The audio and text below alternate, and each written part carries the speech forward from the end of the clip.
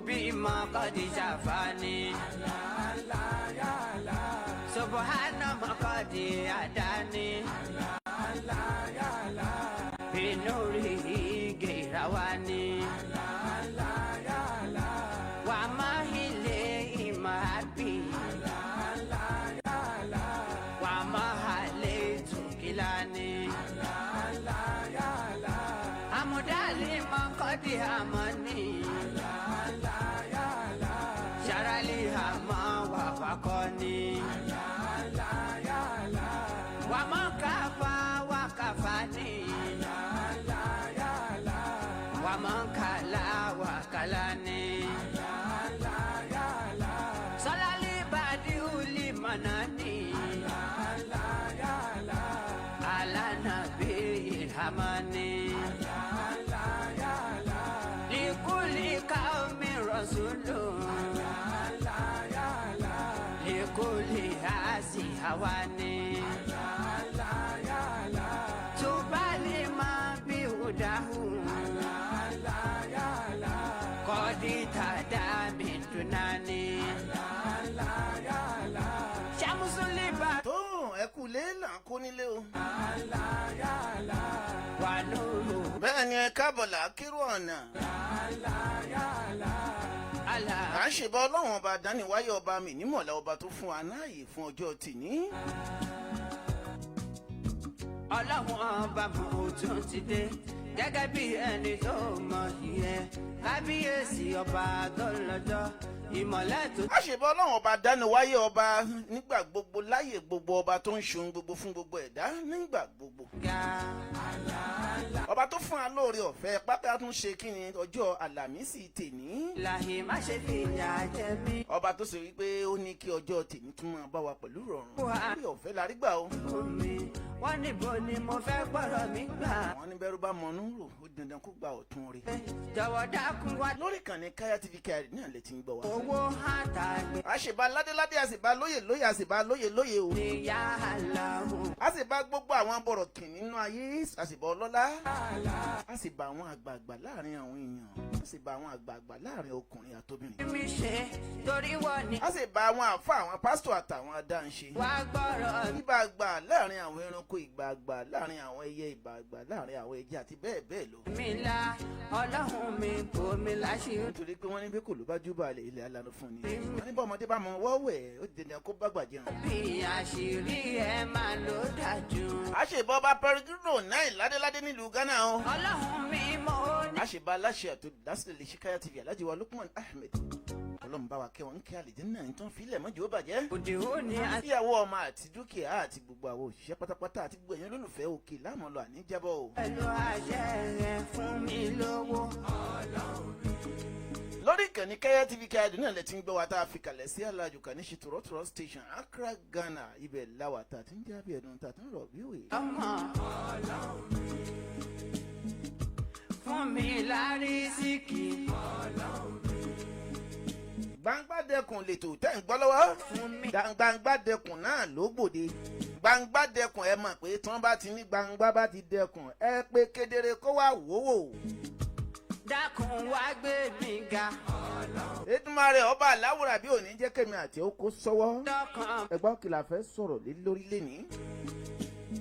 pẹ̀lú àṣẹ gbígbàdúrà láti rí mi gbàdúrà mi. kìlà fẹ́ sọ̀rọ̀ lé lórí lẹ́ni kí ni nǹkan tó ń ṣẹlẹ̀. ọ̀rọ̀ tó ń lọ náà ni. láyàhálà subahana ọ̀rọ̀ tó ń lọ lù Nàìjíríà náà ni o. torí àhìlà tẹnitẹni tèkísà ń ta tàn ẹlẹ́nu múnúrùn náà ló dẹ̀ ní àmúyá rẹ̀. subahana sísù jà. àwa la ní Nàìjíríà ló ní wa o. àwa náà la ní ìlú wa kò gbọ́dọ̀ bàjẹ́. bímú torí ẹ̀ la fi ń pera wa yìí pé ẹjẹ́ àfọgbọ́n ọlọ́gbọ́n sọgbọ́n ẹ̀ mọ̀jà gbàgbé ìpìlẹ̀. the glorified the compassionate. Accra Ghana ibẹ̀ lẹ ti ń gbá wa lọ́wọ́lọ́wọ́ báyìí. Gbangba Dekun tèní. ohun tá a fẹ́ sọ̀rọ̀ lé lórí náà ni pé níbo ni Nàìjíríà ń lọ lọ́wọ́lọ́wọ́ yìí. ṣùgbọ́n láàrin ìṣẹ́jú méjì ẹ jẹ́ kí n lọ polówó ọjà náà mò ń bọ̀. glorify yada imu 080862251 or +23324069432. Nigeria address Shutu Olomore Housing Estate, Abeokuta, Ogun State, or shop 31 Abraham Adesanya Shopping Complex, Onepanu, Somolu, Lagos State, or 8A Awoyelu Street off Ibadan Garage beside Health Center, Jogbo, Ijebu-Ode, Ogun State, or number 14 Fadila Sheikh Musa Oladokun, Rawolagba House, Azan Tilopo Street, Akpenete Saki, Oyo State. And the Barakatullah Travels and Tour. Patronize them today. You shall be glad that you did.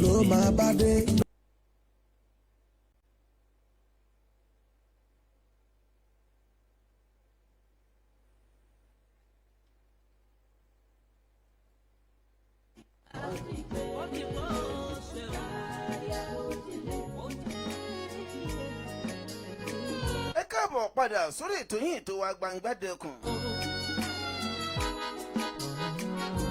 Yorùbá bọ̀ wọ́n ní ikú tó ń pojú pẹ̀ ní òwe ńlá ní pa fún ni. Òwe kan bẹ̀ tán máa ń sọ wọ́n ní a kì í tojú oníkà mẹ́sàn-án ká, ìgbà míì bẹ́ẹ̀ a máa ń tojú oníkà mẹ́sàn-án ká tí ò bá gbọ́rọ̀ o.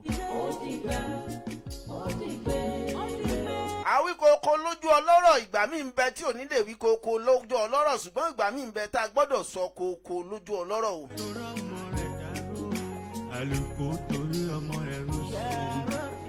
Ọ̀rọ̀ tó bá ti bá ohun tí ń jẹ́ ojú ó ti bá imú ó di dandan kó bá etí, torí pé Yorùbá bọ̀ wọ́n ní ojú lọ́ba ara, betí náà bá máa sọ á náà lọ́ba ara lòun náà, bẹ́ẹ̀nu bá máa wí ẹnu a sọ pé ọba ara lòun náà, òun kálukú ń dupò ara rẹ̀ náà ni orí a sọ pé mi lọ́ba ara, torí mi mo gbé yín dúró. Ihun tí mò ń sọ ni pé gbòun kálukú náà ló ní ààyè tiẹ̀ ló ní ìwúlò tiẹ̀ nínú ayé, ṣùgbọ́n tá a bá ní abẹ́rán wí tá a dẹ̀ bẹ́ràn wí, ṣebí ká lè gbọ́dọ̀ ká lè mọ bí à ń lọ náà ni. Yorùbá bọ̀ wọ́n ní pẹ̀lẹ́pẹ̀lẹ́ la fi ń pàmùkùrù pẹ̀lẹ́, ìgbà míì ń bẹ a máa fi pẹ̀lẹ́pẹ̀lẹ́ pàmùkùrù pẹ̀lẹ́, ìgbà míì ń bẹ tí ò gbà ká fi pẹ̀lẹ́pẹ̀lẹ́ pa o. Àwọn àyè kan ń bẹ tí wọ́n ti máa fèsì tọ̀rọ̀ tá a gbọ́dọ̀ fèsì, àwọn àyè kan ń bẹ tán bá dẹ̀ sọ̀rọ̀ a gbọ́dọ̀ fèsì. Àwọn àyè kan ń bẹ tí wọ́n bá fẹ́ bá wa jà gbọ́dọ̀ jà ń bẹ, àwọn àyè kan ń bẹ tí wọ́n bá gbéjà wa gbọ́dọ̀ gbéjà kò wọ́n. Tẹ́ni tó ìkísà ń ta tán tó bá báyé rẹ jẹ́ tán ayé gbàgbé rẹ ni o, gbogbo àwọn tó ti kú sẹ́ńtà ló rántí wọn mọ́. Mo gbà fọmọ àdábẹ́ Ádámù kan kó gbẹ̀mí rẹ o. Wọ́n ní gbégbègbè tó bá ti ń gbọ́ gbégbègbè wọ́n jẹ́ wọ́n gbé sẹ́yìn ìkùlé rẹ̀ ó ń bọ̀ àwọn làádẹ́ẹ̀dẹ́. Yorùbá bọ̀ wọ́n sọ pé igi gogoro mọ́gun ni lójú àtẹkèrè láti wò, àwọn kan sọ pé àdọ́jì ẹ̀ ní bó bá dọ́jì ẹ̀ lẹ́ni sẹ́ni tó ń bẹ lẹ́yìn lè dọ́jì ẹ̀, àtòkèrè ló ti máa wo ibi tí ó bọ́ sí. Ọ̀rọ̀ Nàìjíríà là ń sọ lẹ́nìí, níbo ni à ń lọ lu Nàìjíríà lọ́wọ́lọ́wọ́ báyìí. Tá a bá ń sọ fún ọ ipa wa ta wà ń do diaspora à ń gbọ́ nǹkan tẹ́yìn tẹ́ wà ń lé gan ògbọ́. Mi ìdẹ̀rẹ̀ àwọn ará ilé bá wí nítorí pé kálukú ń wá ti jẹ káàkiri wọ́n kú mọ̀ pé ò rọrùn tẹ́lẹ̀. Òótọ́ social media ti sọ gbogbo àṣírí ó ti sọ síta. Ṣùgbọ́n gbogbo là ń lọ lórí ọ̀rọ̀ Nàìjíríà.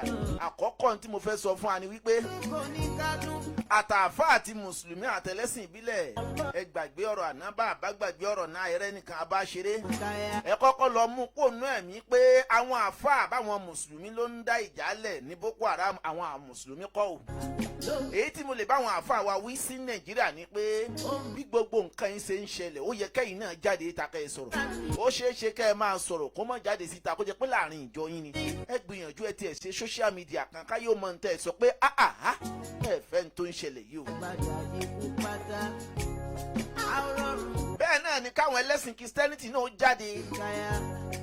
Ṣùgbọ́n mo fẹ́ fi àfihàn kan lé ní tẹ́fìmọ̀ pé ẹ mọ̀ pé àwọn àfa àwa mùsùlùmí Nàìjíríà kọ́ ló ń dá wa láàlẹ́ o. Àwọn kọ́ ni Boko Haram. Àwọn agbésùnmọ̀mí ìlú mi ní gbogbo àná dẹ́mọ̀. Ṣùgbọ́n bàbá gbàgbé ọ̀rọ̀ àná akéré nìkan àbá ṣeré. Ẹja sowọ́pọ̀ kásìra wa lóṣù ká lè ṣẹ́gun tó ń ṣẹlẹ̀. Pa lè ní pa lọ́tún pa lọ́sàn pa lóru bójú ọ̀hún ò bá fọ́tán ràbàràbà ní oko. Bó o bá ń sọ pé kò kàn mí mọ̀kànmọ̀kàn ló yẹ kàn àwa tí ò kàn tẹ́lẹ̀ ṣe bó ti ń kalẹ̀ adúláwọ̀ báyìí. Ó dá mi lójú wípé màálù la lè tọ̀bẹ bọ̀ lọ́rùn tá a mọ̀ sọ pé a fẹ́ fi sata. Wọ́n bí ò dá lọ́rùn ojú ni màálù rọ̀ gbogbo ẹ̀dá tí ń pani wọ́n ní panipani kan ìfẹ́ kí wọ́n mú dà kọjá níwájú òun ráwọn tó ń gbẹ̀mí èèyàn yìí bí wọ́n bá fẹ́ parú wọn kò yẹ kí wọ́n pa wọ́n lẹ́ẹ̀kan náà wọ́n lè mọ̀ bí kú ṣe rí lára ẹ kọ́kọ́ fojú wọn ráre náà káwọn náà mọ̀ yìí pé ẹni mọ́tò bá wọ́ lójú títì ààbọ̀ ọkú ni ẹni wọ́n bá gé apá rẹ̀ lọ́tún ààbọ̀ ọkú ni ìnira yìí ò dáa ó ti tó ẹ̀yin tẹ́ ń fara ní ọmọ Nàìjíríà. Gbangba Dekun lètò tẹ́ ń wò lẹ́ni kedere ti wá bẹ́ẹ̀ wò báyìí sẹ́ẹ̀rí lórí ètò Gbangba Dekun tèmi ọmọ Yorùbá ẹja sọ̀kan ẹja sọ̀rọ̀ ọ̀dọ̀kan ẹja pawọ́pọ̀ nítorí pé wọ́n ní ikán parapọ̀ ikán mọ́lé wọ́n ní èrún parapọ̀ ó mọ̀ máa gìyàn àwọn oyin tẹ́ẹ̀rí náà parapọ̀ wọ́n ṣe afárá bá a bá dúró bí ìtejò tó ń kálukú gbogbo ejò ọ̀wọ̀rú ṣòro àti kíni àtẹrè tí gbogbo wọn kóra wọn jọ tán lọ́nù gbóòkú baba ńlá ọdẹ tí ó wojú wọn. èyí tí mò ń sọ ń bẹ̀ ni pé ẹja sowọ́pọ̀ gbogbo nǹkan tá a ní ò da tẹ́lẹ̀ bí gbogbo wa náà là ń sọ pé oògùn ò da kíní kan ò da wọn à ní o forí balẹ̀ fún nǹkan míì protect ara rẹ ni wọ́n ń sọ ṣèbó ń kálukú ló ti ń di àdìmúra lọ́wọ́lọ́wọ́ yìí làwa ń bára wa sọ̀tẹ́ fún.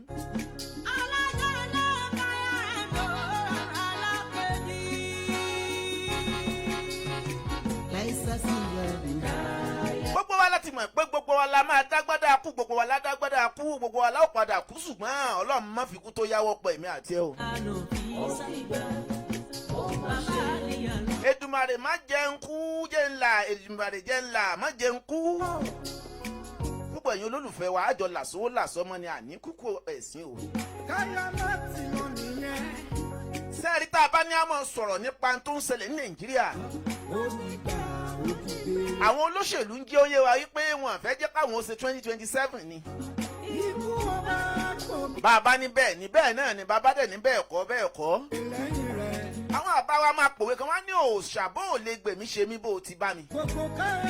ẹ̀yin ládéládé tẹ́ ẹ fi gbogbo àwọn gọ́fúnà gbogbo àwọn tó do ní ìwé lẹ́nìí tẹ́ ẹ gbà wọ́n láàyè tẹ́ ẹ jẹ́ kí wọ́n máa dàbí ọba.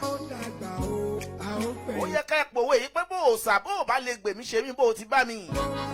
bẹ́yìn lẹ sọ pé kí wọ́n máa bọ̀ wá jo lórí ẹ̀yin lọ́lá ń bẹ lọ́wọ́ yín tẹ́lẹ̀ ó sì wá di wípé èsúrú ti wá pàdídà tó ń lé ajá báyìí ẹ gbàṣẹ yín padà ẹ má dá orí adé ẹ má dá tẹ̀lẹ̀ ẹ sowọ́ papọ̀ gbogbo ẹ̀yin ládéládé o bẹ́ẹ̀ bá tẹ́ ẹ bá sowọ́ papọ̀ ẹ̀yin kí omi má bàa wá padà wá tẹ̀yìn bọ ìgbín lẹ́nu ó ti ń tẹ̀yìn bọ̀ gbín lẹ́nu díẹ̀díẹ̀ o.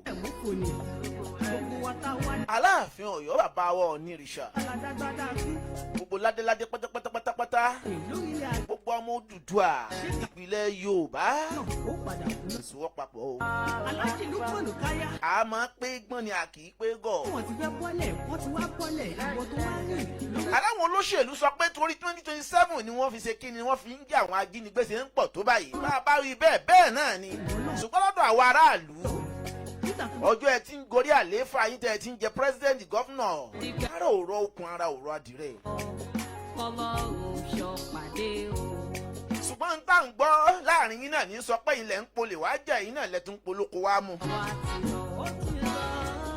sẹ́ẹ̀mà pàráàlú làwa àwa fi ń sóyè ní pé kẹ́ ẹ tún lù ṣe ẹ má jára ó ní wá nítorí àwa náà lẹ́sẹ̀ ìjọba lé lórí. ṣùgbọ́n tó bá torí pé kẹ́ ẹ fẹ́ máa pa wá lẹ́yìn kọ̀ọ̀kan náà lẹ́fi fẹ́ máa ṣèjọba káfíẹ̀ kan bẹ lọ́hùn pé kọ́lọ́hùn ó fẹ́ kan pàjọba Nàìjíríà rẹ pátápátá àti ẹ̀fẹ́ mọ́. wọ́n àwọn ògo tí ń bẹ lọ́jọ́ ọ̀la ń gbà àwọn ògo àná òpẹ́yìn tèní kí ló dé tẹ́ fi ń pa àwa tèní ẹ̀rọ ti tàwọn tọ̀la náà. alájà mo ọmọ rẹ̀ tọ́jú ọmọ tòjú àyà kì mọ́lẹ̀ gbogbo yín lẹ̀ ń kọ́ ọmọ yín síbi ààbò gbogbo àwọn ọmọ aláìní òrówó gàrí bèrè ń tàṣe pé wọ́n òrówó ṣúgà wọ́n tún kidnap wọn bó wọn ti fẹ́ rówó ransom. ṣé ẹ ti gbàgbé wípé àwọn àsìkò kan ń bẹ tójú sánmọ̀ èsè rìn sá tó dọ̀ràn yàn fún yín kẹrin lélẹ̀. ìka gidi ló ṣe bàbá junior rẹlẹ bàbá náà. ṣé ẹ gbàgbé wípé atakóró wọnú àdókan òní kò lè gbọ́mọ rẹ̀ wọ́ ni.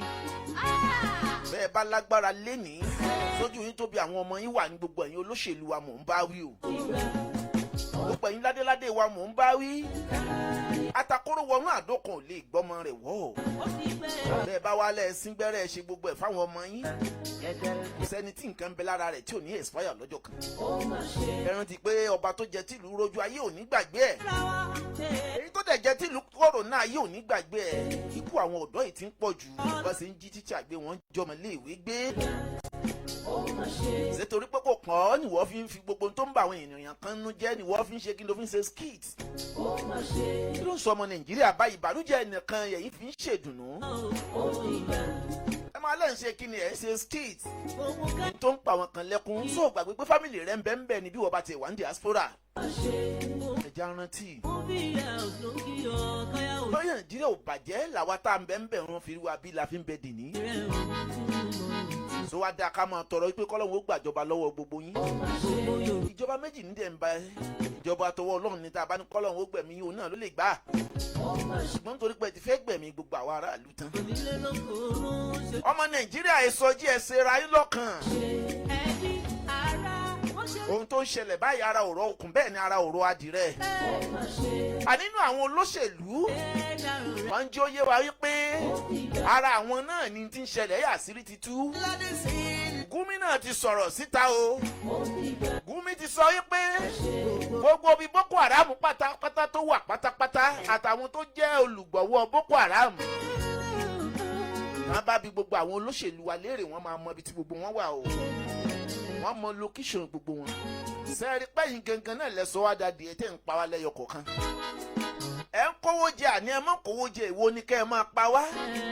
Ẹ fowó ta gbogbo ọmọ wa lọ léèwé wọn òrówó mú wọlé ẹ̀ tún ní wọ́n máa gbọ́ wọ́n máa jí wa gbé wọ́n máa tún gbàǹgbà ransom. Tó bá wá rí bẹ́ẹ̀ sẹ́ẹ̀rí pàrọ̀ òrọ̀ okùn tí ń nà ara òrọ̀ adìẹ. Ẹ dákun ẹ ṣàánú gbogbo aráàlú. Ṣùgbọ́n ibi tí mo ti fẹ́ lọ ni pé ọ̀pọ̀lọpọ̀ àwọn èèyàn a máa sọ pé àwọn mùsùlùmí ni. Mo fẹ́ play fídíò kan èyí tẹ́ wà ní Facebook ẹ bá ń share. Àáfàá kan bẹ tó sọ pé àwọn Boko Haram gbé òun àtijọ́ rẹ̀ wọ́n lọ síbi òde kan ni o. Àáfàá náà àwọn Boko Haram gbé wọ́n pàdé wọn lójú ọ̀nà wọ́n dá wọn dúró ẹgbọ́n tí àáfàá náà sọ. Wọ́n fàǹfà ní ẹ̀yìn tẹ́ wà ní TikTok ẹ jẹ́ n kọ́kọ́ sọ díẹ̀. Àáfàá yìí sọ wípé ìgbà wọn dá wọn dúró láwọn dúró.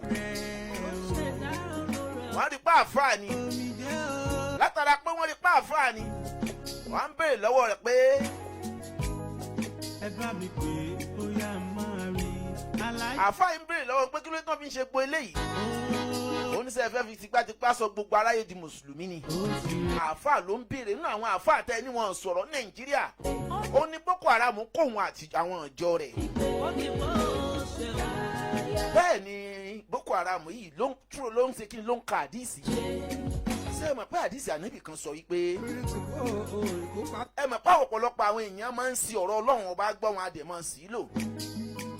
Àdìsí kan bẹ tó sọ wípé báwọn èèyàn bá gbẹ ẹ̀sìn ní tipátipá ẹ pa wọn àtà tí wọ́n fi wọn sọ pé la ilaha illallah. Ṣùgbọ́n àwọn àdìsí tí wọ́n ń sọ lọ́wọ́lọ́wọ́ yìí ó níbi àdìsí náà ti ń bọ̀. Kìí ṣe pé àdìsí gangan ni kí ni kìí ṣe àdìsí gangan ló fa wàhálà o. Àìgbàgbọ́yé àdìsí gangan ni problem.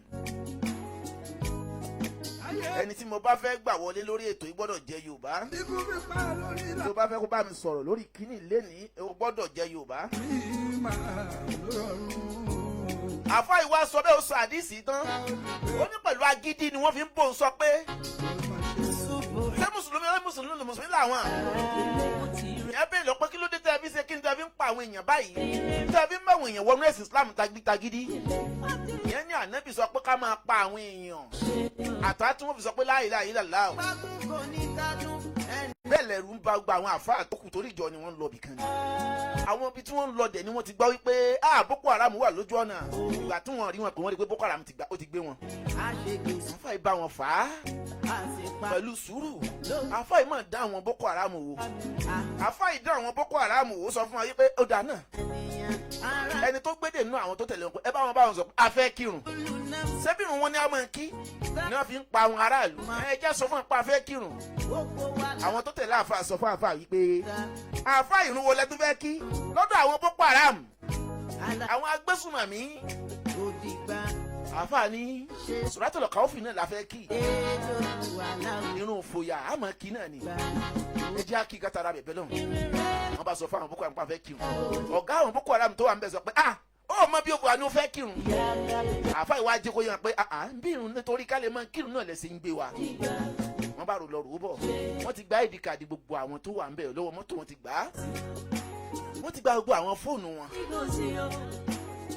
wọ́n bá ní ó bá dàrú olórí àwọn Boko Haram bá dàrú màá play rẹ̀ ọ́ ẹ̀rí ń tà àfáà náà sọ o kò sẹ́ni tí nǹkan yóò kàn ìsowọ́pọ̀ ló lè kó wa yọ ẹ mú gbàgbé ìpìlẹ̀ wa o àwọn nǹkan tó fi lè lára rẹ̀ ń bẹ́nu àṣírí tó wà lọ́wọ́ rẹ̀ o Ọlọ́run ní àfisúkòmọ̀ àfisùnlọ ẹ máa sọ yín ẹ máa sọra yín èmi náà ń sọ yín o ìbá torí pé Ọlọ́run sọ tó lọ torí ara rẹ̀ bọ́nú kínní Ọlọ́run ní sọ pé mo ń sọ yín ẹ̀yin náà ẹ máa sọra yín kò ní sọ̀kalẹ̀ o ní tó fún ọ náà ló fi sọra rẹ̀. Gbangba Dekun lẹ́tọ̀ tẹ́ ń gbọ́ lọ́wọ́ lórí kìnìún Kaya TV Kaya Accra làwọn ń lu Ghana. Olórí àwọn Boko Haram ìbára aláwọ̀ àfa ó yá ká ẹ lọ kírun wọn bá bómi jáde wọn kírun tán àmọ́ bọ́lọ̀ ń sisi kíni wọ́n sàpadà yọ̀ǹda àwọn àfa wọ́n kó gbogbo nǹkan wọn fún wọn bẹ́ẹ̀ mi àwọn nìkan máa lọ. ẹ wá jẹ́ n pílẹ̀ rẹ̀ kẹ́ ẹ lè gbọ́ ẹ̀yin tẹ̀ wá ní kẹ́ ẹ lè máa bó ṣe ń lọ. ẹ bá mi farabalẹ̀ kẹ́ ẹ gbọ́ nǹkan tí Sheikh yìí sọ torí àwọn náà ti kó sọ́wọ́ báńdíìtì àtàwọn ìjọ wọn kó sọ́wọ́ báńdíìtì tó jẹ́ pé kékeré kọ́ orí kó ibi yọ ni ẹ jẹ́ kájọ gbọ́rọ̀ lẹ́nu Sheikh náà. ó finú fẹ́ dọ̀gba sílámù lọ́dà àdúgbò gbà ní tipa lọ bí wàhálà ti dé ni. Ọlọ́run fẹ́ kí n sọ pé kéèyàn gba sílámù tipa lẹ́ẹ̀kan náà lọ́ba bínú lọ́ba bẹ̀rẹ̀ sí mú àdìsí wa pé òmìnirítọ́ àni òkọ́tìlá náà sà ó ní wọ́n pa àwọn láṣẹ pé kí wọ́n mọ pa àwọn èèyàn àtàyè ṣáàdù ńlá ìlà ẹ̀ títí wọ́n fi gbàgbé láìra àìdàlà tẹ́ ti rí pé ogun ọ̀rọ̀ ni àdìsí yẹn ló sún jù àdìsí ni wọ́n tún fún wọn lódì nípa nẹ́ẹ̀dì ní kẹ́ mọ́ pa àwọn èèyàn jà kẹ́ mọ́ pa àwọn èèyàn wọ́n fi mọ wí láìra ayọ̀là lọ́ba bínú ọmọ àyàwá ọmọ àdìsí wa àwọn afáàtàjọ lọ wọn fẹ́ mọ sọ pé kí ni wọn náà wá mi mà ó yé mi lọ́ọ̀yà ọba tó mú rẹ̀ wálẹ̀ gbọ́ mú rẹ̀ wálẹ̀ ọba tún ní ókè òun tún ní béèrè mi kí ni béèrè tó ní ọba ní ọ̀dà ṣé kéèyàn ó sin lọ́hùn dáa ni àbí ọ̀dà àmọ́ nítorí ká lè sin lọ́hùn náà lọ́lọ́hùn fi dá wa sáyé ọba tún bẹ̀rẹ̀ ayé àgbàmọ́ alákòlì dínà wà lẹ́yìn sá gbogbo ẹ̀ náà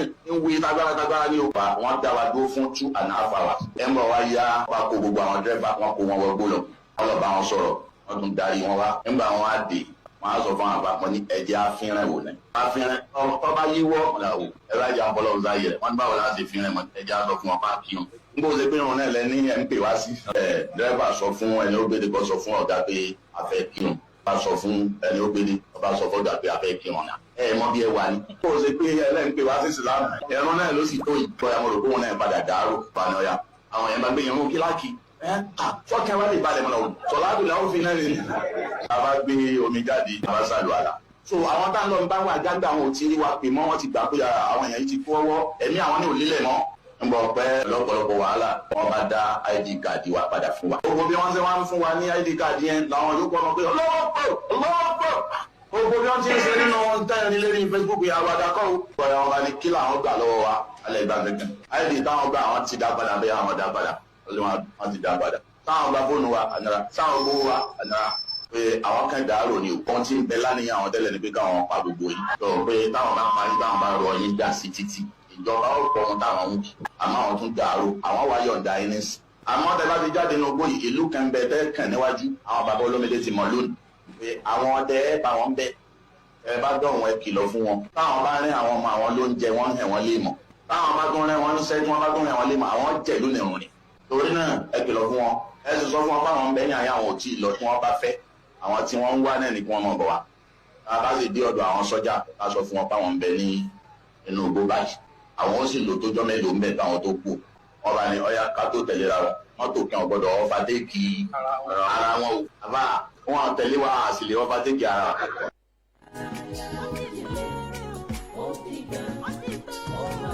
tó iná ilẹ̀ ti rí yẹn o ṣe rí wípé wọ́n gbé àfáà àwọn Boko Haram gbé àfáà yìí wọ́n gbé àfáà náà pẹ̀lú àwọn ọ̀jọ́ rẹ̀ ìgbà wọ́n gbé pẹ̀lú àwọn ọ̀jọ́ rẹ̀ ṣe ẹ̀rọ náà tọ́lọ́ fi padà yọ àfáà náà tó kókó nú ewu orílẹ̀ yìí sí pé àwọn àáfàá Nàìjíríà ní í ṣe nǹkan yìí òótọ́ nù àwọn ọmọ wa àwọn èèyàn wa ń gbàbọ̀dé yìí ṣùgbọ́n láwọ́ ta wà yìí gbogbo wọn tó bá gbàbọ̀dé rántí pé wọn kò fámìlì tiẹ̀ náà mọ́ tí wọ́n bá pa gbogbo fámìlì rẹ̀ tán ta ló fẹ́ fi ṣe bí ẹni tó ta ará ilé rẹ̀ lọ́pọ̀ ni kò lè ríra bó bá dọ̀ wọ́n. táàbà torí iṣu jẹpo a máa torí epo jẹ́sù kó o tiẹ̀ torí pé ìyà ń jẹ ọ̀pọ̀lọpọ̀ àwọn ọmọ aláìní ìwọ náà ṣàánú mọ́ tún gbàbọ̀dé fáwọn ọmọ ìyá rẹ̀ mọ́. bàbá ní adìjú kẹ́ni burú kó fi kọjá bẹ́ẹ̀ ni rí òfin lọ ànímọ̀ bẹ́ẹ̀ ni ikú tó ń pojú pẹ̀ ni òwe ló ń pa fún ni. sọ mọ̀ wípé ẹni ìjọba bá ní pera ẹ̀ lọ́kùnrin gbogbo àwọn èèyàn tó ń sọ̀rọ̀ jù lórí social media lọ́wọ́ yìí ohun tó ń kan àwọn kan ò kàn wọ́n ní jẹ́ wọ́n mọ̀ sọ̀rọ̀ o. ohun tí mò ń sọ ni wípé ẹni Ṣàngó bá tojú ẹ̀ wọlé wà láì kò ní bá wọn bú ọbọ alúkòso ẹ ń bá rí àdánwò fìrìfìrì àwọn táwọn ìwà láì yóò sáko Nàìjíríà bó bá rí bi lọ ẹni iná bá jó ilé rẹ̀ rí ò ní bá wọn sọ̀rọ̀ kò ní bá wọn fi epo ṣeré kò ní jókòó lẹ́gbẹ̀ẹ́ náà ohun tó ń ṣẹlẹ̀ ní Nàìjíríà ẹni tó kàn ló mọ̀ o ṣe é rí pé lọ́wọ́ tá a wà yí lẹ́nujọ́ mẹ́ta orí social media ò pariwo òun kálukú ẹ̀ tètè lọ́ máa dáná ẹ máa dáná iná kí ni mo ní ẹ máa dá iná ààbò ẹ máa dá fúnra yín o ṣùgbọ́n ẹ rántí pé ẹ mọ̀ sọ àṣírí yín síta mọ́ ń tẹ́ ẹ bá fi ń sáàbò kò rẹ́ nìkan tó ń ṣáájú fáwọn ọmọ rẹ̀ tó gbé sórí social media ò ní làákàyè ni àṣírí ni wọ́n ń pè é kéésì nǹkan tí wọ́n fi ń hàn sọmọ yìí pé ibi o bá ti fi hàn àwọn èèyàn tó fi hàn àwọn èèyàn ó mọ ẹ̀ ń tè ò dá nǹkan kan mọ́ sóògùn tí ò ní nǹkan tó fi lè bàjẹ́ o kò ságbára tọmọ aráyè fẹ́ bàjẹ́. sóògbọ́ òwe àwọn bàbá wọn kan tó máa ń sọ pé àlè kì í fẹ́ kọ́ ọmọ ó yè bàbá ọmọ ni kì í fẹ́ kọ́ ọmọ ó kù ọ̀tá ò fẹ́ ojú èèyàn tẹ́lẹ̀tẹ́lẹ̀ lọ́nà gbára rẹ láàyè kó má bàa kúkú ọ̀wọ́wọ́ o. sẹ́ẹ̀rí bí wọ́n ṣe sọ̀rọ̀ àfáì bọ́lọ̀ ń ṣe la àwọn àfáì nínú kíni nínú àdánwò yìí. ó yẹ já gbọ́n tí gómìnà sọ o. sẹ́ẹ̀rí ìlú Nàìjíríà bó ṣe dáa tó bí rọ̀rùn ṣe wà ń bẹ̀ tó kò yẹ ká rí ìnira kan bí ìnira tó torí abẹ́rẹ́ kò yẹ ká ní. gbọ́dọ̀ Nàìjíríà dà gẹ́gẹ́ bí ẹni tó rí pẹtrol ní tó ń túdà lẹ̀ gbọ̀ngbọ̀ngbọ̀ngbọ̀n tó wá bẹ̀rẹ̀ sí lọ́mọ gbé àgbá tí wọ́n ń gbọ́n epo ẹ bá ń sọ fẹ́ni tó rí epo tó ń túdà lẹ̀ yeyeye tó lóun fẹ́ máa gbọ́n lọ gbọ́n sínú ilé ẹjọ́ yẹ yí pé ikú ló ń gbé lọ́nù ilé ní. ẹlẹ́ẹ̀kejì ẹjọ́ yẹ yí pé tó bá bu epo náà láàrin 10 minutes tí ò bá dàwó lulẹ̀ kó torí pé spirit kan bẹ́ẹ̀ bí tẹ́pọ̀ bá ti ń tú sókè yóò kó sí ọlá gbogbo egun ẹ̀ máa lé ní láàrin ìṣẹ́jú mẹ́ta báyìí ó máa dàwó bí ẹni tó fagbó yóò ní. ẹ bá mi pè é bóyá máa rí aláàjì mi. ọ̀rọ̀ Nàìjíríà gbogbo àwọn èèyàn mọ̀ wípé owó wà ní Nàìjíríà dáadáa àdánwò Nàìjíríà gan nìyẹn gbogbo olóṣèlú àtàwọn tó kàwé gbogbo wa pátá la mọ̀ pé a ní owó a ní ohun àmúṣọrọ̀ problem wa gangan nu ṣe wá rí problem wa yìí gan àwọn aláwọ̀ funfun náà fojú sí i torí pé ilẹ̀ tó lọ́ràá jù ní Áfíríkà ó ní Nàìjíríà jẹ́ ṣùgbọ́n àwọn tó jáláwọ̀ funfun wọ́n náà bí wọ́n ṣe sọ gbogbo Nàìjíríà dẹrú àwọn tá a ní kí wọ́n lọ kàwé kí wọ́n gbà wá sílẹ̀ àwọn náà lọ́ọ̀dì papọ̀ máwọn aláwọ̀ funfun wọ́n daṣọ bọ́ ọmọ Nàìjíríà lójú àwọn nìkan yóò wọ́n febi pa wá ibi wọ́n ti gbàbọ̀dé wọlé nù tó bá rántí wípé ìgbà tá a gbòmìnira yẹ kára máa dẹ̀ wá lọ ní ìlú Nàìjíríà ò bá ti jẹ́ ìlú tó yẹ pé apá kan mọ ìdá 9 máa jẹ̀yà nù ìdá 10 kan ìdá kan máa gbádùn ẹ wá rí gbogbo nǹkan tán kó pamọ́ yìí náà ló wá ń kó àdánwò lẹ̀ ara ò wá rokùn máa ra òró adìrẹ bó dá mi lójú wípé oríṣiríṣi òjò ní máa ń rọ̀ nú ayé òjò kan bẹ yóò gba gbogbo títì yóò dẹ̀ gba gbogbo pàǹtírí inú ayé gbogbo àgbàrá ni ó kó lọ gbogbo ilé ó bá mọ́ fe òjò kan dẹ̀ ń bẹ ìwọ ni wọ́n máa ń pè yóò kàn máa wọ mọ́lẹ̀ ni kò ní gbà kankan àwọn òjò kan bẹ ìjì ni èyí tó ń rọ̀ lọ́wọ́lọ́wọ́ lu Nàìjíríà nàìjíríà yìí ìjì ní kọ́lọ̀ ń bá wa ṣe kó bá wa gbá gbogbo pàǹtírí nàìjíríà káfẹ́fẹ́ rẹ̀ ó kó gbogbo olùsọ ìbàjẹ́ kó kó wọn lọ pátápátá ó ṣe pé olówó kan àbọ́lọ́lá kan ni òfin já nísinmi jẹ́ káwọn ọ̀ràn wọn bá ikú bá ń tó ń ṣẹlẹ̀ yìí lọ nítorí pé ìsinmi ò sí nàìjíríà ọkàn ò balẹ̀ ọ̀rọ̀ tí mo bá ń sọ bá ń kọ́ lára bó bá ti ń bẹ́nu ẹni tí ò fẹ́ kí nàìjíríà ó tòrò ó bọ ogun boko haram yìí lọ àfi kó lọ jáwọ́ ń bẹ̀ èpè gbogbo òlú yóò jà ọ́ tó o bá ti lọ́wọ́ kílù nàìjíríà ó mọ́ tòrò nítorí pé kò yẹ kọ́ ọmọ nàìjíríà ó máa ṣẹrú mọ́ gbogbo àwọn àǹtí wa náà ti da lásẹ̀ wọn ó sáà jẹun gbogbo àwọn ọmọ wa lẹ́ti sọ di yahoo tán wọn ó sáà jẹ́yàn ẹ tún sọ wọn di yahoo plus gbogbo wọn ń sọ oògùn owó wọn á ṣàtọ́jú àwọn òbí wọn ẹ̀yin náà lẹ polè wá jà ẹ tún polóko wá mú ẹ̀yin lẹ́ni á lọ kàwé akàwé tán ẹ̀ tún fi ṣẹ́ ta ṣe wá rí pẹ́yìn gò nísìnyí báyìí a ní afárá lé wa bẹ́ẹ̀ ẹjọ́ afẹ́ ń gbédè wá síbẹ̀ àrò tiẹ̀ tù wá bẹ́ẹ̀ tiẹ̀ ń gbìyànjú hàn jóyọ àwa náà ti mọ̀ pé àtẹlọ̀tẹ́lẹ̀ ń tàdán àwọn tó ń bẹ́ńbẹ̀ láti ìpìlẹ̀ náà ló ń bẹ́ńbẹ̀ ẹgbọ́n tí Gumi sọ wípé èyí tó fi ń bà mí nínú jẹ́ jù ni pé Gumi gbé ẹ̀wù mùsùlùmí wọ̀ ṣe bí mùsùlùmí ni ó kàn fi tiẹ̀ borúkọ gbogbo ìsìláàmù jẹ́ ni ṣùgbọ́n ó ti yé gbogbo aráyé torí pé afẹ́fẹ́ ti fẹ́ àti rí fúnra adìrẹ ẹ rántí pé kò sẹ́ni tí ò ní kú o ikú tí ó pọ̀ ní kálukú wa lọ́tọ̀ọ̀tọ̀.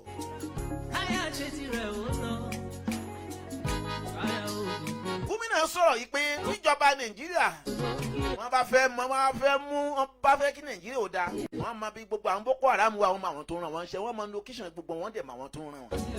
ẹgbẹ́ ohun tó náà sọ. gbogbo olóṣèlú náà ló mọ̀ pé nǹkan tó ń ṣẹlẹ̀ lọ́wọ́ yìí àárín àwọn náà ló ti ń ṣẹlẹ̀. èyí tó ń dùn mí jù ni wípé nígbà wọn bá tún gbé gbààbò síta gbogbo ọmọ nàìjíríà tún dìde nítorí gàárì 1 cedi. torí àbọ̀ ráìsì ẹyọ kan àlátẹ̀mọ́ra ló kó bá wa dè ní. àwọn kan bẹ́ẹ̀ tán gbowó fún yóò mọ̀ forí pa ọrùn. ẹ jẹ́ sòwò pọ̀pọ̀ kí ló yóò lè dá. ẹ jẹ́ kí generation tiwa ó torí tiwa dá. kí gbogbo àwọn àrùn ọmọ tiwa kó lè ní ìsinmi. lóyún tí n bá ń sọ ń bá ń bí ọ́nú. bó o bá ti ń bẹ́ ń pa kílù nàìjíríà kó mọ́ tòrò. gbogbo agbára tó léwu kó o ní. ó ṣìṣe gbẹ̀yìn ni. àfi kó o ya nífẹ̀ẹ́ ìlú rẹ̀ kó o dẹ̀ nífẹ̀ẹ́ ẹni tó fẹ́ kó dà. tó bá yẹ pé tí mò ń sọ yìí ló ń bí ọ́nú ó fọwọ́ ara rẹ̀ ṣera rẹ̀ ni o nítorí pọ́wọ́ tọ́gẹ̀dẹ̀ bá gbé ara rẹ̀ ní ìfi ìlú èpè kọ́ o àdúrà nífẹ̀ẹ́ ni tó bá ṣiṣẹ́ rí èpè nífẹ̀ẹ́ ń bá ṣiṣẹ́ bí. ọ̀kẹ́ àmọ́ iye mi ti kú ọ̀kẹ́ àmọ́ iye àwọn yẹn ti kú gan. àwọn tí ò lérò pé ó lè kàn gan ló ń kàn báyìí gbogbo àwa táwọn ti ń rí táwọn kan tó ń ṣẹlẹ̀ kò sẹ́ni tí ò fẹ́ kàn mọ́ tí ò bá kàn sí òkàndílé rẹ̀ ni. owó tí ò sí ń ta àwọn ìyá òǹyà tó wà nù gbó tí wọ́n ti ṣiṣẹ́ kí wọ́n jèrè ọmọ wọn tún lọ ń jí wọn gbé. báyọ̀ pé kí nàìjíríà ó bàjẹ́ ni ìwọ fẹ́ fi soríire ọlọ́run òjè wọn ó jí wọn náà gbé. wọ́n bá wá jí ọgbẹ́ òní rálá àánú tí ó wàá gbọ́. sọ́ọ̀mọ̀ kó lè kàn wọ́n náà sá. ikú ń dẹ́dẹ̀dẹ̀ ń dẹ́kú ni àwọn tó ń ránṣẹ́ àbáwọn tán ránṣẹ́ àwọn kan náà tún sọ̀rọ̀ náà. àfihàn sípò òṣèlú kẹ́ lè túlù wa ṣe ni. tó wá dá bó ṣe ń jí yín gbéyàwó ata tún wá ṣe pé ká tún ní kẹ́ ẹ máa kẹwàá wà lára tí wọ́n bá yín dárò báyìí o. àwa la fi yín bẹ̀kẹ́ lè túlù ṣe. wọ́n wá jí yín gbé báyìí ní ìsìn ọkàn yóò balẹ̀ mọ́. aráàlú tẹ̀ fi àjẹ gan náà ní tí wọ́n ń bẹ lọ́hùn fún yín kájú àyín gbà wọ́n tún rí yín yọ. wọ́n bá yọ yín tán sìn tẹ́ bá tún kó ń bẹ̀ tán ẹ̀ ní rántí àti tún lè ṣe. iná táwọn bàbá yín dákalẹ̀ táwọn ìyá yín dákalẹ̀ ó náà níjọ ń jó gbogbo wa lára báyìí. ṣùgbọ́n o bó bá tó àsìkò àti sùúrù rálà ẹgbọ́n tí gómìnà sọ ẹgbọ́n tó sọ. By name and by location. You to see Turji and Ogogide in the thickness of the forest is easier than for you to see a president. You see, there is no Christian genocide. Are Muslims killed? Yes, Muslims are killed. So all the problem is Gumi is there with Turji. So this kind of people will tell me they are babies that need somebody Trump there to come and protect them. But Christians can protect themselves. The government knows every terrorist by name and by location. You to see Turji and Ogogide in the thickness of the forest is easier for you to see a president. You see, there is no Christian genocide. Are Muslims killed? Yes, Muslims are killed. So what is the problem if Sheikh Gumi is there with Turkey? So this kind of people will tell me they are babies that need somebody, Trump, there to come and protect them. But Christians can protect themselves.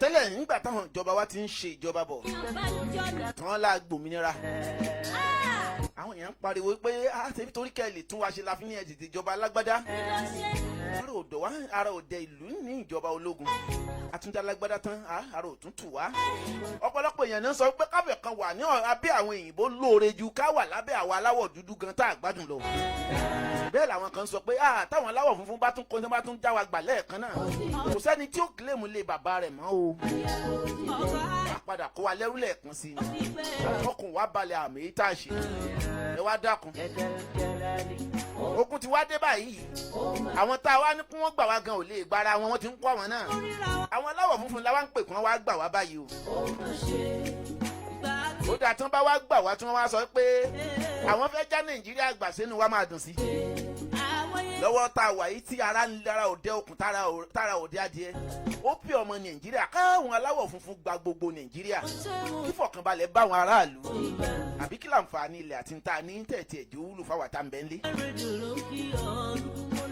tó bá jẹ́ pé ìyẹn ni ó bá tù wá lára ẹ jẹ́ wọn ó jágba ṣùgbọ́n o ẹjẹ́ àrò tá a bá bẹ́ràn wí ẹjẹ́ abẹ́ràn wí kí láǹfààní àwọn tá à ń tì síwájú tí wọ́n ṣe kínní wọn á fi wọ́n dóye àwòdì wọn à lè pàdé bó bá ro kúrò mi ó forí ara rẹ gbé o bó bá dẹ̀ gbé gbèsè kan ẹ pẹ́ bẹ́ẹ̀ ni wọ́n ti ń jẹ́ bí kí wọ́n máa pa àwọn èèyàn yóò kàn wọ́n náà o àwọn lọ́wọ́ rán àwọn kan sí ọ tí ò wá pa wọ́n náà táwọn tí iná ń jó lára ò bá kàn tí ò bá tẹ ọ tí ò ta ọ lára wọn náà ṣe kò ń gẹ ẹni tí ó gbẹ̀mí tiẹ̀ náà o ṣùgbọ́n wọn àti ẹ̀wà nípọ̀ kíákíá wọ́n máa fi iná jọ ẹ lára báyìí wọ́n mọ̀ pé ojú lọ̀bẹ ojú ìlàdí ẹ̀rọ ọ̀bẹ ò dá lọ́rùn ọkẹ́ àmọ́ iye ẹni tó bímọ mẹ́ta ò rọ́mọ rẹ̀ mọ́ ẹni tó bímọ mẹ́rin ò rọ́mọ rẹ̀ mọ́ ẹni ìyàwó ò lọ́mọ mọ́ wọ́n mọ̀ ní tiẹ̀ ó kó wọn sábẹ́ pamọ́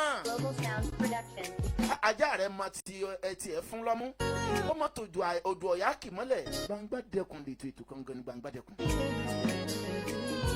bó o bá ní òkàn ìdílé kan sun ẹkún báyìí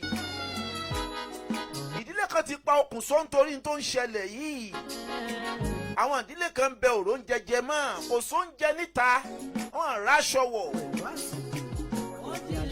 gbogbo owó tí wọ́n ní dúkìá tí wọ́n ní ni wọ́n ti fi tọ́jú ọmọ tán ọmọ kàwé tán àsìkò tó yẹ kí ìyàwó máa gbádùn àwọn ọmọ rẹ̀ ẹ tún kidnap wọn èyí wá lẹ̀ fi ń sọ látòrí ipò tẹ́ ẹ wà ọba tó gbé yín sípò yọ yín kò ń bẹ̀ ọba tó fomi tó fi tún lu tsunami ṣe tó fi kó gbogbo wọn jáde ìjì burúkú tí ó kó gbogbo ìbàjẹ́ kó Nàìjíríà yóò jà tí ó kó gbogbo wọn lọ tó bá ń bẹ́nu wọn Ọlọ́run ó kó ọmọ torí pé ọba sá kò ní jẹ́ o torí pé nbí wọn pọ̀ wà náà ni wọn gbọ́ wà bọ́mọ ìyá rẹ kò bá sínú àwọn tí wọ́n jí gbé báǹtì rẹ ò bá sínú àwọn tí wọ́n ti pa bí màmá rẹ ò bá sínú àwọn tí wọ́n fẹ́ gba ransom lórí wọn tó wá ń yọ̀ lọ́wọ́lọ́wọ́ yìí tó bá lówó tó tiẹ̀ san tí wọ́n bá tiẹ̀ jí wọn gbé rántí pé àwọn kan bẹ tí wọ́n lówó tí wọ́n jí wọn tí wọ́n fi tí wọ́n san fún wọn sọ gbọ́ pé ẹnìkan ni wọ́n jí gbé wọ́n béèrè oye owó tí wọ́n fẹ́ gbà lọ́wọ́ rẹ̀ lọ́wọ́ àwọn ẹbí ẹ̀ arábìnrin ní ẹ̀yin ẹbí mi ẹ má san owó kankan máa ń torí pé èèyàn mẹ́fà ló ń bóun lò pọ̀ lójoojúmọ́ ẹ jẹ́ kóun ó kú síbí yìí owó tó ẹ fẹ́ san ẹ fi tọ́jú àwọn ọmọ òun tó bá ṣe fámìlì tiẹ̀ ni wọ́n jí gbé bẹ́ẹ̀ tó bá ṣe fámìlì tiẹ̀ ni àwọn èèyàn ń rèpù bẹ́ẹ̀ tó bá ṣe bí rẹ ni nǹkan báyìí ń kàn pẹ̀lú owó tó ní àtipò tó wà ló máa ṣe ṣé torí pé olówó lọ́tọ̀ fi lè gba ẹbí rẹ gbàyàwó rẹ owó tó fẹ́ san tán bá jí ẹbí rẹ gbé tó bá fi ṣe àǹfààní fáwọn èèyàn ládùúgbò àwọn èèyàn ṣàdúrà fún ọ wọ́n ṣe wá jí ẹbí yín gbénú ẹ̀yin tẹ́ lówó tẹ́ jọ́ lóṣèlú sọ́kàn yín balẹ̀ sá sẹ́ẹ̀mọ̀ káwọn èèyàn ń sọ yín kò jẹ́ kẹ́yìn náà lè rinlẹ̀ àwọn tó wá ń sọ kálukú báyìí gan àwa mọ̀ wọ́n mọ́ o ẹ já rántí wípé ọbẹ̀ ò dá lọ́rùn ojúladì ń rọ̀. gbogbo àwọn èèyàn pátápátá tẹ́bi ń pa tí ò rí nǹkan jẹ. ẹni tó lọ́mọ ọ̀pọ̀lọpọ̀ nínú ẹ̀wọ̀n bẹ́ẹ̀ bá wọ ọbẹ̀ àwọn tí ò ládánwò lẹ kó sẹ́wọ̀n. ẹ máa ṣàdédé lọ sójú ọ̀nà ẹ kàn kí ẹlòmíì mọ́lẹ̀ ẹ kó sẹ́wọ̀n ẹ fọmọ olówó ẹ dá padà sílùú èyìnbó. ọ̀pọ̀lọpọ̀ èèyàn ló kúkú àìmọ̀dí nítorí wípé ẹ̀yin ò fẹ́ kọ́ ọmọ olówó ẹ fẹ́ kó sẹ́wọ̀n. ẹ kàn máa ṣàdédé lọ sínú ibi ọjà ẹ kìyàn mọ́lẹ̀ ẹ sọ kó dáràn. ẹni bá jí 1 billion sí ẹ ní gbé kó wọnú ẹ̀wọ̀n ṣùgbọ́n ẹni tó bá jí 1000 ẹ jí gbé. ọba tó fọ ìlú tsunami mọ́ pẹ̀lú òjò ọlọ́run ó rán òjò ńlá tí ó fọ gbogbo ìlú nàìjíríà mọ́. bó bá ṣe pé àǹfààní ń bẹ lọ́nú ara wọn kọ́lọ́run ó fọ́ ọmọ kókó gbogbo wọn kú. bó bá ṣe pásítọ̀ ní kọ́lọ́run ọba ó clean nàìjíríà kí wọ́n bá lọ. bó bá jẹ́ pé aláwo náà ni oníṣẹ̀ṣe náà ni ló ń gbàbọ̀dé fún ìlú nàìjíríà. mo ń fi tinútinú kan ń wí á fi ẹnu gbogbo ọmọ nàìjíríà tí ń bẹ́nu bànújẹ́ mo fi ń wí. ìjì tó máa ń palẹ̀ gbogbo ìlú mọ́ yóò pa gbogbo ilẹ̀ yóò pa gbogbo yín mọ́ kò nílẹ̀. ikú àìròkàn ni ó pa yín kò mẹ́. Gbangba Dekun lè tó àwọn kan ń bẹ́nu gbó báyìí tí wọ́n ń sunkún tí wọ́n mọ̀ báwọn ò yọ àbáwọn ò ní yọ.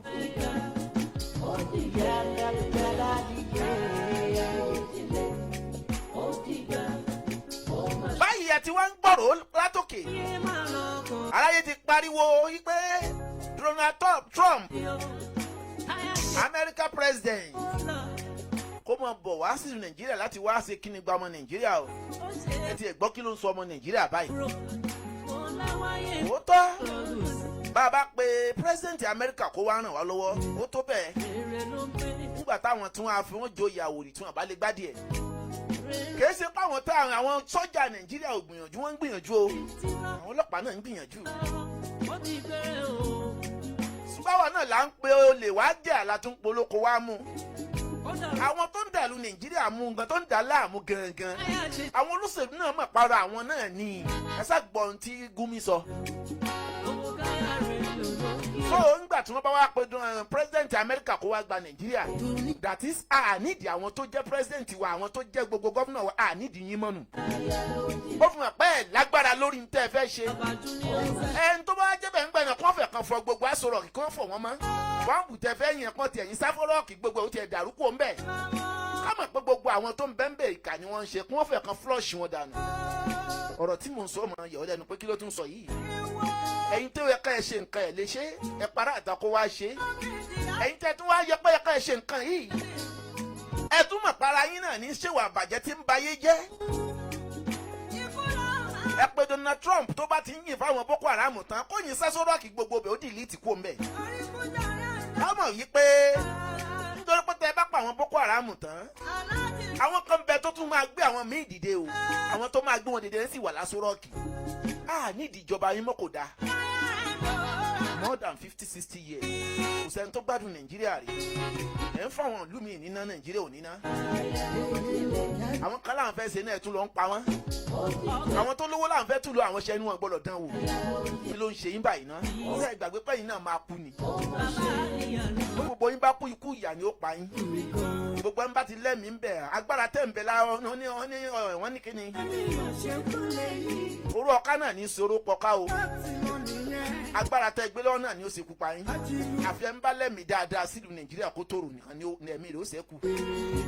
èpè arúgbó èpè ọmọge èpè àwọn tí wọ́n pa ikú oró tí wọ́n pa èpè wọn ni ó padà pa gbogbo ẹni tí ò bá fẹ́ kí nàìjíríà ó sinmi o.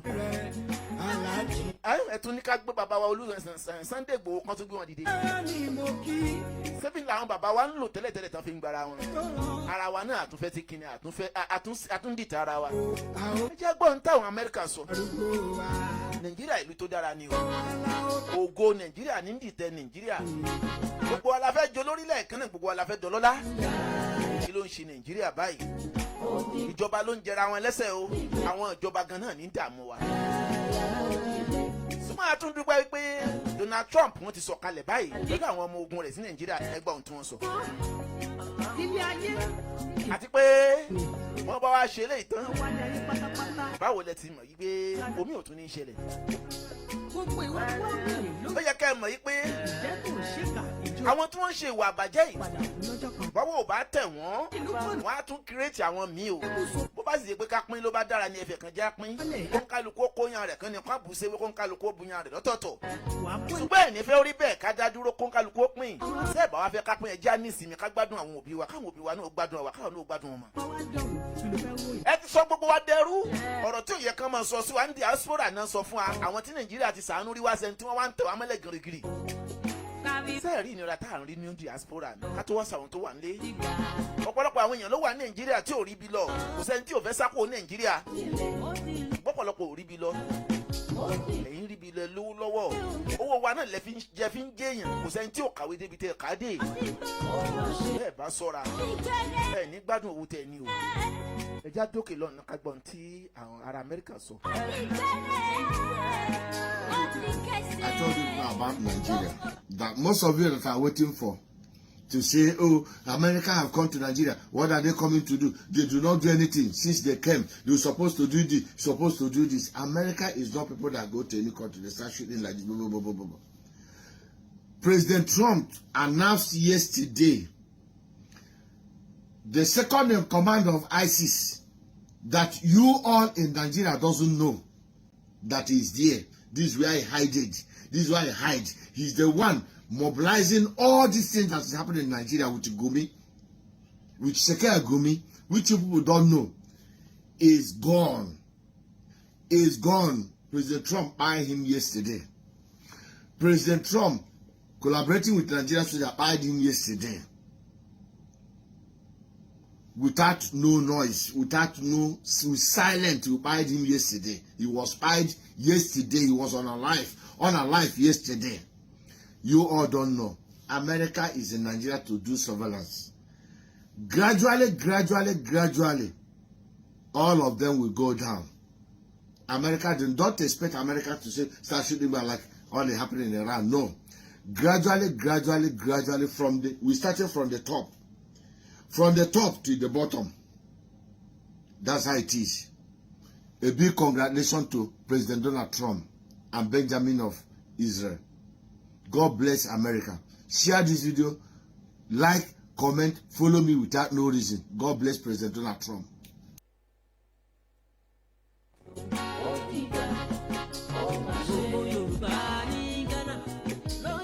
tó ẹ káàbọ̀ padà náà lẹ ti ń gbọ́ yẹn o. gẹ́gẹ́ bí a ṣe ń rí báyìí pé a dúpẹ́ ṣùgbọ́n ó bá a ṣe ń dúpẹ́ pé ìjọba Amẹ́ríkà ti sẹ́ndì àwọn ọmọ ogun wa ẹ dákun tán bá sẹ́ndì ẹ̀ wá ǹjẹ́ gbóhùn fọ ìwà àbàjẹ́ inú wa ǹjẹ́ wọ́n lè fọ́ ọ́nù bí?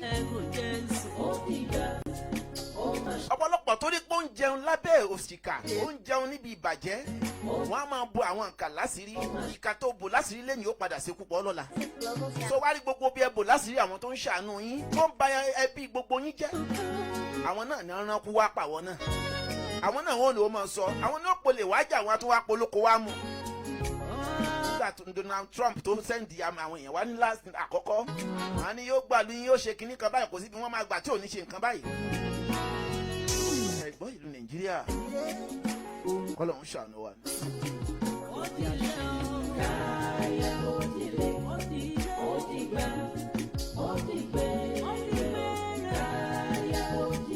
ṣùgbọ́n báyìí arákùnrin tẹ́ rí tó ń sọ̀rọ̀ tó jẹ́ ọ̀kan nínú ọmọ Nàìjíríà tó jẹ́ pé ìlú Amẹ́ríkà ló ti ṣe kí ni ló ti ń tírénì ọ̀rọ̀ tó sọ náà lẹ́gbọ̀n wọ́n wá fi yé wa yí pé wọ́n ti láǹdì sílẹ̀ Nàìjíríà báyìí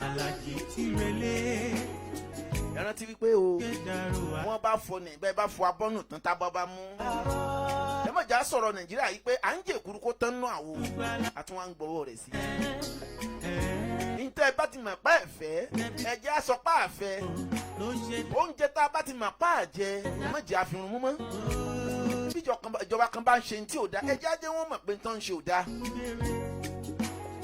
ẹ má jẹ́ àgbàbọ̀dè ọ̀pọ̀lọpọ̀ àwọn ọmọ wa ń gbàbọ̀dè torí pé wọ́n bá ti gbówó fún wọn àwa là ń tara wa síta ìnìyà ìfipọ̀ tó báyìí o àwa là ń tara wa síta ìnìyà ìfipọ̀ tó báyìí ẹjẹ́ àtúgbọ̀n tí arákùnrin sọ tó jẹ́ ọ̀kan nínú àwọn ọmọ ogun Amẹ́ríkà.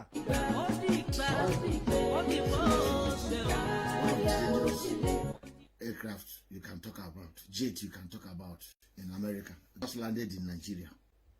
It just landed in Nigeria. Nigerians, I told you people, relax, go start relaxing, go and sleep with your two eyes. Don't panic. Don't panic. You people should not panic. You understand? Nigerians, don't panic. C-117 is there already. It's there already. More are still coming. More are still coming. When it start happening, Nnamdi Kanu told Nigeria that Somalia will be better than Nigeria. They thought that he's joking. They thought that he's joking. When it start happening, the Fulanis will not like themselves. There will be no place for them to hide. Please like this video, comment, share, follow me without no reason. Help me follow me on, subscribe on my YouTube. Please help me subscribe on my YouTube as Maris West USA 2 at the front. Thank you very much as you do this. Breaking news, guys. One of US dangerous military plane, Boeing C-117, just landed in Nigeria. Guys, before I take you to the news proper, see, recall I told you guys that Trump, right, is not going to act the way the terrorists and their sponsors in Nigeria expected them to act. Remember, even when they sent few teams a couple of days ago, right, to Nigeria, few teams of their troops, I saw the likes of Ubasani, the former Kaduna State Senator that bought torchlights for his people's empowerment and wheelbarrow. Okay? Now, I saw them saying, it's just team, it's not kinetics they came to do, it's not fight, this and that they came to do. Okay? Guess what? Let me take you to the news. After that, we dissect it together. In case today is your first time coming across my video, I want to say a big thank you to you for stopping by. This is Holy Ghost on platform, a platform that tell you undiluted truth. Let's read. I actually saw this on Osemige Stephen. Osemige Stephen is the convener of Save Nigeria Group in USA. They are doing amazing work. Okay, I saw it there. I also went to Google to research. I saw same information. I confirm it. Okay, now it's a breaking news alert. Independent journalist Brand Phillip reports a significant development. A US Air Force Boeing C-17A Globe Master 3 in bracket register number 07-7175 in bracket landed at Nigeria Air Force Kainji base roughly 2 hours ago. The aircraft was previously tracked in Accra yesterday and Lagos this morning before its arrival in Niger State. Kainji has been extensively upgraded by the US in recent years following Nigeria's acquisition of Super Tucano aircraft. As I mentioned, I'm still reading now. He went further to say, as I mentioned months ago, this facility is positioned to be a primary hub for US operations if they decide to deploy ground forces or drones on Nigeria soil. Brand Phillip. The radical Islamist, the convener, I believe, is Osemigena, the convener of Save Nigeria Group in USA, is one talking now. The radical Islamist terrorist days are numbered in Nigeria. Thank you at Read Donald Trump. So this guy, I call his name now. Say I just came across him recently. Actually reached out to him. I would like to bring him here for an interview. So he's doing amazing work. So he's one of those like Frank Ut also who are in forefront, okay, that brought the attention of Donald Trump to the reality of what is on ground. I can tell you, not for guys like this, and these terrorist sponsors that we have in Asoro, the likes of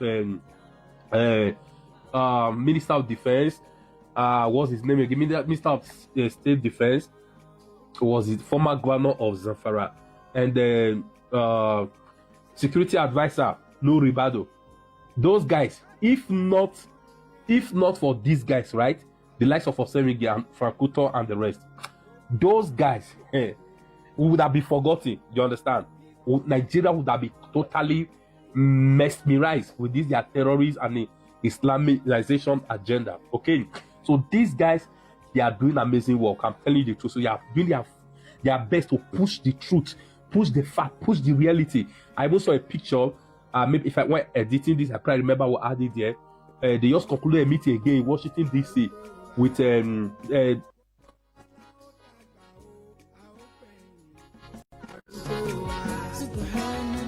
tó náà ni ẹ ti rí yẹn.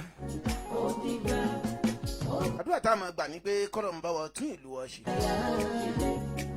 àdúrà tá a máa gbà ní pé kọ́yìn àwọn ẹni retí wá.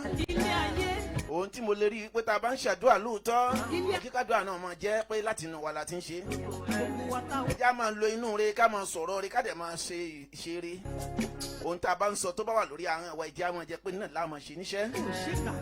Gbangba Dekun lètò tẹ̀ ń wò lọ́wọ́. Ọlọ́run bá kó bá wa tún ìlú wa ṣe. ẹja sowọ́pọ̀ gbogbo ọmọ adúláwọ̀ ẹja sowọ́pọ̀ gbogbo ọmọ Yorùbá ọmọ Nàìjíríà lápapọ̀. ẹja fìmọ̀ ṣọ̀kan o. wọ́n lè bá àdélẹ̀ lérí. ìlú wa ò ní parẹ́ o àwa náà ò ní parẹ́ má lu Nàìjíríà. a dàgbà a dògbò. a jèrè ìbò iṣẹ́ ọwọ́ wa. àdúrà tó ṣòro ṣe nù. wípé ìwọ náà ó jèrè iṣẹ́ ọwọ́ rẹ èmi náà ó jèrè iṣẹ́ ọwọ́ mi. mo ṣe ń fẹ́ kórí fún mi kórí bẹ́ẹ̀ fún ọ náà. ṣé orúkọ tèmi ni Haji Taofeek Olapade wọn bí ìlú Ìbàdàn kó bá ọmọ jẹ́ nílé bàbá tó bí mi lọ́mọ ẹ̀ṣẹ̀ àdúpẹ́.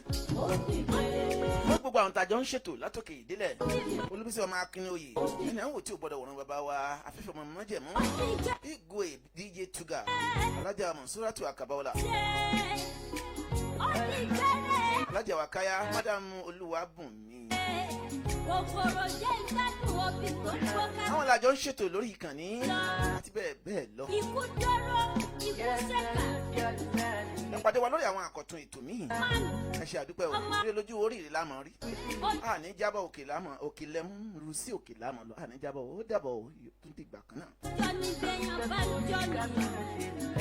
Salati alibara káàtúlẹ̀ láyé ní kẹ́sùmọ́ àfọwọ́ wọn gba àyà ìrọ̀rùn ló máa bá dé no disappointment. Assalamu alaikum warahmatullahi wabarakatuh. Alibarakatullahi Travels and Tour is an expert when it comes to pilgrimage, Hajj Umrah service. You don't need to travel to anywhere again except Ghana here. When it is time for pilgrimage service, it is only pilgrimage service provider I can recommend for you because of quality service provider, good hospitality, transparent and accountability with fear of Almighty Allah. The accommodation place at Mecca is very close to Haram. Both locals and international food are available for pilgrimage. Good summer are also provided by Islamic scholar and competent Afar. Use the Quran and Hadith for better and complete Islamic pilgrimage service. Contact Albaraka Travels and Tour today at Ghana office, Jayon, East Lagos, close to Jayon Central Mosque, Ghana, Accra. +233 5669 399993 or +233 5569 33392 or +233 24 486 2251 or +233 24 069 4332. Nigeria address should 2 Olomore Housing Estate, Abeokuta, Ogun State, or Shop 31, Abraham Adesanya Shopping Complex, Onepanu, Somolu, Lagos State, or 8A, Awoyelu Street, off Ibadan Garage, beside Health Center, Jogbo, Ijebu, Ogun State, or number 14, Fadila Sheikh Musa Oladokun, Irawolagba House, Azan Titilokwe Street, Akpenete Saki, Oyo State. And the Barakatullah Travels and Tour, patronize them today.